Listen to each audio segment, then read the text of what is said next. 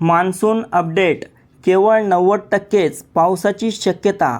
तर मित्रांनो, देशात यंदाच्या नैऋत्य मान्सून हंगामात सरासरीपेक्षा कमी पाऊस पडण्याची शक्यता असल्याचा अंदाज भारतीय हवामान खात्याने व्यक्त केला आहे।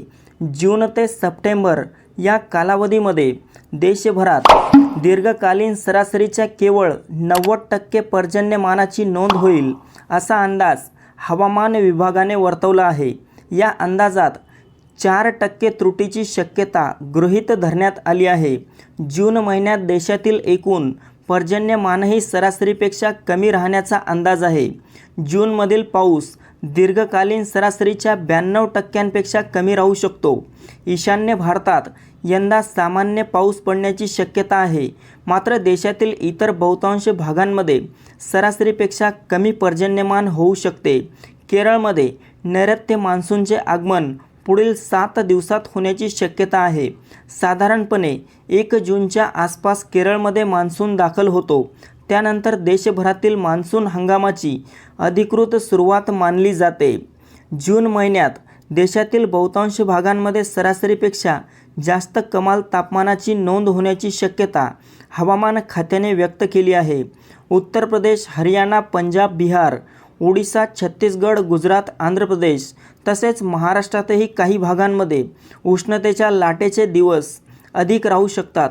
यंदा महाराष्ट्रासह देशाच्या बहुतांश भागात सरासरीपेक्षा कमी पाऊस पडण्याची दाट शक्यता असे हवामान अभ्यासक कृष्णानंद होसळीकर यांनी म्हटले आहे। अल निनोचा प्रभाव वाढणार। हवामान खात्याने म्हटले आहे की जून महिन्यात अल निनोची स्थिती कमकुवत राहू शकते, मात्र सप्टेंबरपर्यंत ती मध्यम ते तीव्र स्वरूप धारण करण्याची शक्यता आहे।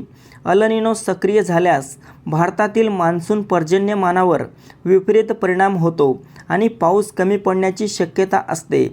तर तसेच यामुळे महागाई वाढू शकते, बळीराजा चिंतेत जाऊ शकतो। शेतीचे गणित बिघडण्याची आणि पर्यायाने अन्नधान्याचे भाव वाढण्याची दाट शक्यता निर्माण झाली असून देशातील शेतकरी आणि सर्वसामान्यांसाठी ही एक अतिशय चिंताजनक बाब आहे।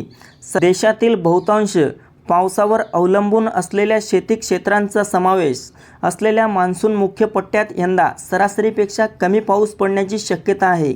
हा पाऊस दीर्घकालीन सरासरीच्या 94%पेक्षा कमी राहू शकतो, असे मृत्युंजय महापात्रा यांनी म्हटलेले आहे।